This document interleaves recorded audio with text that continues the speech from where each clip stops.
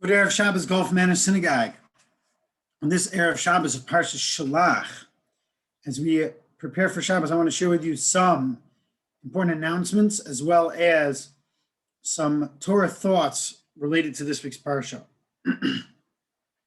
First of all, we would like to thank the Katan family, Mr. Uzi and Pauline Katan, for sponsoring this Shabbos, in memory of Ezra Shuik,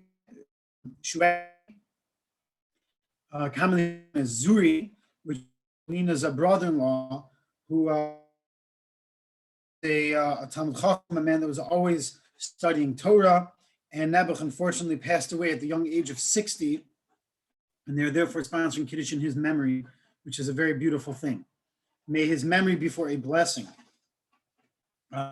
In other announcements, we're very excited for our Sefer Torah campaign, and as we build up to the grand celebration on July 25, we are planning special events leading up to the Hachnasa Sefer Torah, to that grand celebration. And this Sunday, June 6th, from 2 to 4 p.m., we are hosting a special Sefer Torah fair, which will be a family-friendly event with a number of booths designed for children of all ages. And we have two sofrim that will be on site, one certified sofer and one sofer in training, who will be demonstrating and teaching how to write like a sofer, how to make a feather into a quill. It'll be a great hands-on learning experience for all ages. So please save the date. Make sure to come out this Sunday from 2 to 4 p.m. In other shul announcements, we're starting an additional minyan on Sunday mornings at 9 a.m. This will be in addition to our 8 a.m. minyan. We want to wish Mazel Tov to the High family on the birth of a new baby in the family. We want to wish Mazel Tov to Greg and Pearl Spitz and Alana and Sachi Klinkwitz on the birth of a baby girl, Basia Sarah, to Meira Spitz, who's now Saul, and her husband Shlomo Saul, and Mazel Tov to the we want to extend our condolences to Rabbi David Bidnick on the passing of his father, Rabbi Dov Bidnick. Rabbi Bidnick is currently in New York, where the funeral and burial took place, and he will be returning to Cincinnati on Monday to complete the Shiva. Details to follow. In this week's Parsha, a Torah thought for this week's Parsha. This week's Parsha, we learn about the sin of the spies. A very critical turning point in Jewish history, tragic turning point, where the spies are sent. We're ready to enter the land of Israel. We're there. And Moshe Rabbeinu sends the spies into the land, and they spy out the land, and they come back and they tell everyone that we're not going to do it. We can't defeat them. They're too great. They're too powerful. The land is a very difficult land. It's a land that it consumes its inhabitants, and they stir up fear in the hearts of the Jewish people. The Jewish people cry out, and HaKadosh Baruch Hu becomes furious, and he wants to destroy the entire Jewish people. Moshe prays for mercy, and HaKadosh Baruch Hu instead decrees that instead of destroying the entire spot, he is Israel for 40 years, wandering the desert for 40 years, and during the years that generation will die, descendants. Something that's in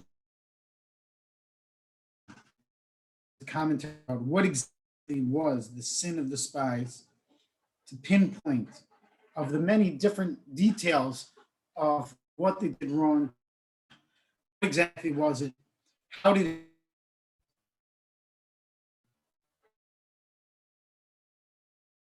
it? One detail we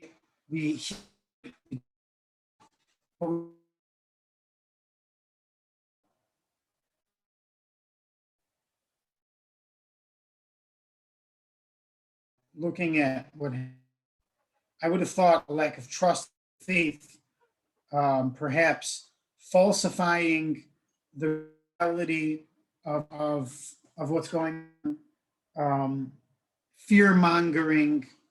Those are ideas in terms of taking the pure of the Torah highlights a different point.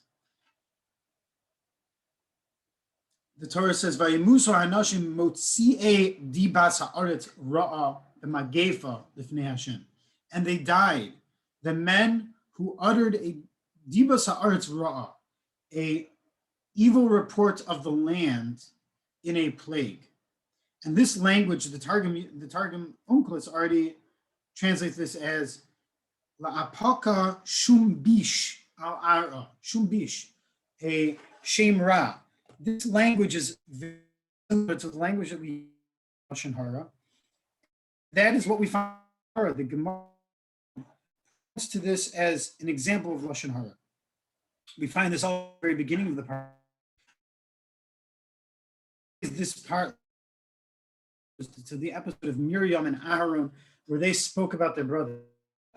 And Chazal teach us that the spies should have learned from Miriam. They saw what happened. She said something bad about her brother, and she was afflicted with tzara'as, with leprosy. And that was a very have learned their lesson from her. And I think that there is a question here which deserves some attention, which is, how can we compare this to your typical Lashon Hara? Were they speaking ill of any person? Were they sharing a story of something that's did? How could this to your run-of-the-mill slander? Why would we expect them to learn from Miriam? What exactly is the comparison? Miriam trusting in Hashem had nothing to do with fear-mongering. It was talking about her brother Moshe in an appropriate way, criticism not appropriate. What's the connection? And victims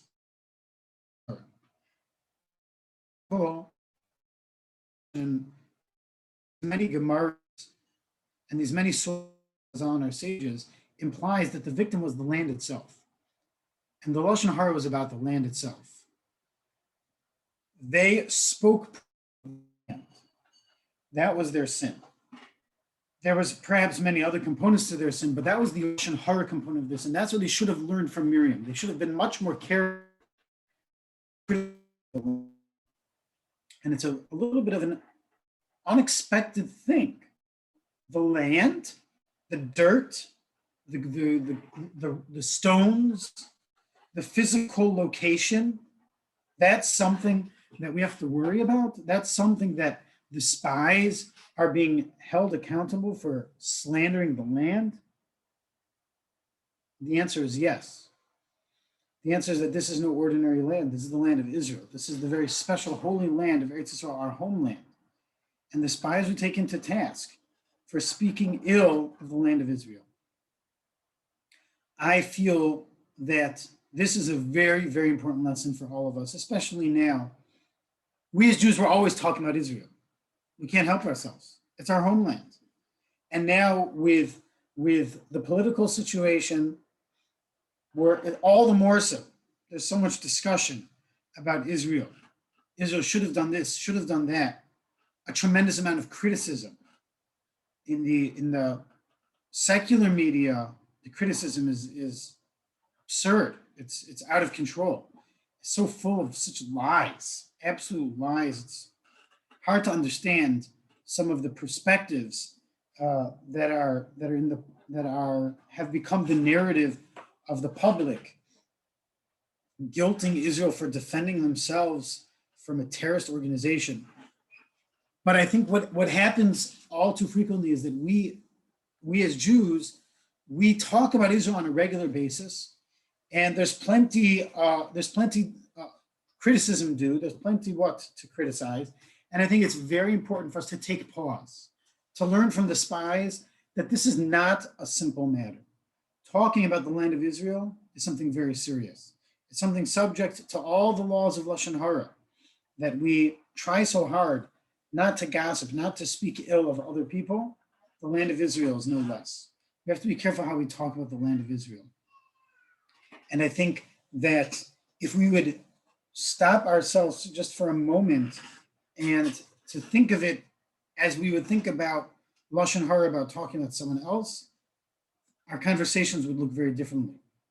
And Yirtzeh Hashem, we should learn from this week's parsha, from the mistakes of the spies, and we should perfect ourselves, and we should rise to new levels, and we should come closer to Hashem because of them, and Hashem should see that, and He should take us back to the land. What did the sin of the spies cause? It caused us to be distanced from the land. It caused a prolonging of our return to Eretz Yisrael. And HaKadosh Baruch Hu should see our efforts to correct those sins, and He should put an end to this very prolonged distancing from the land of Israel, and we should all be welcomed back. The Mashiach Tzidkenu B'mehir V'yameinu. Amen. I wish you all a wonderful Shabbos.